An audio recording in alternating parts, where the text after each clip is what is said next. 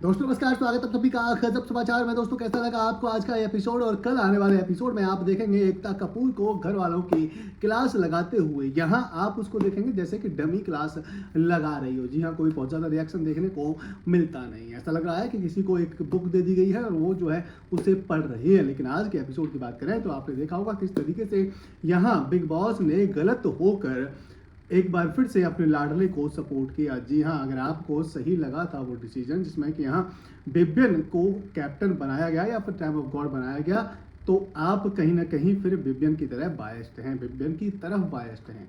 क्योंकि आपने देखा होगा जो हिस्सा था वो दो टुकड़ों में टूट चुका था। दोनों के पास में लगभग सेम था, हालांकि यहाँ पर दिग्विजय के पास में थोड़ा सा बड़ा हिस्सा था।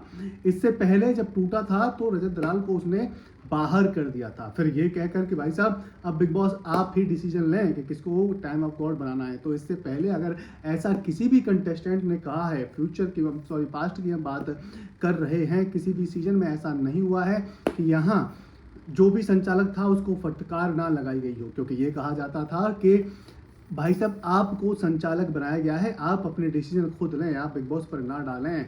लेकिन आज बिग बॉस ने खुद डिसीजन लिया और बिबिन को ही कैप्टन बना दिया फटकार लगाने की बजाय, जो कहीं ना कहीं गलत था। क्या आपको ये गलत लगा या फिर नहीं लगा, आप हमें बता सकते हैं। दिग्विजय और रणबीर दोनों ही अच्छे से ये टास्क खेल रहे थे। उसके बाद में सारा जिस तरीके से पागल हुई, जिस तरीके से उसने बेवकूफ़ियाँ करी, वो आप सभी ने देखा होगा। बहुत ही घटिया बातें वो कर रही थी। एक लड़की के लिए आप ऐसी बातें नहीं कर सकते हैं। इससे पहले अविनाश ने ऐसी ही बातें चाहत के लिए करी थी, लेकिन अब अविनाश को कहीं ना कहीं वही चाहते हैं, बातें झेलनी पड़ रही है। आप ये कह सकते हैं कि कर्मा लौट कर आ रहा है, लेकिन ईशा को खामखा इसमें लपेटा जा रहा है। हालांकि यहाँ क्लियर देखने को मिल रहा है कि अविनाश जो है लाइन मार रहा है या फिर अविनाश जो है अपनी फीलिंग शेयर करना चाहता है ईशा के साथ में, जो कि है प्यार वाली फीलिंग। तो ये सब आज आपने देख ही लिया होगा। इसके अलावा यहाँ पर और क्या देखने को मिलने वाला है, तो आपने कल देखा होगा कशिश और दिग्विजय की बातचीत होनी थी, लेकिन वो हुई नहीं, पता नहीं कहाँ गई।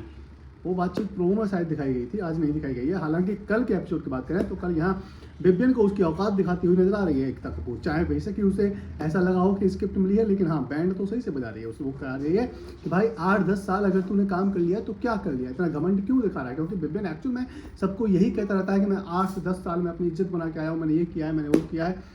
तो वही कहीं ना कहीं उसको फटकार लगाई जाती है। चाहत का वो पुराना मुद्दा उठा दिया जाता है जिसमें कि हाँ लड़की को ऐसा बोला, तो फिर क्या ईशा और एलिस जिस तरीके से बात करती हैं वो सही है। वो भी तो यहाँ कहीं ना कहीं वुमेन कार्ड ही फिर खेल रही हैं।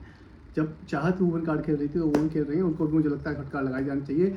आप किसी एक को एक ही चीज़ पे फटकार लगा रहे हैं, दूसरे को नहीं लगा रहे हैं, ये कहीं ना कहीं गलत है। रजत दलाल को धमकी देती हुई नजर आ रही हैं। यहाँ पर एकता कपूर कह रही हैं कि अगर आपने मेरे बाप का नाम लिया होता तो मैं आपको घर आके ही कूट देती। कहने का मतलब यही था। हालांकि वो जो कह रही है कि समझाती, लेकिन जिस तरीके से ये प्रोमो आया है उसमें स्टैचू की तरह खड़ी हुई हैं।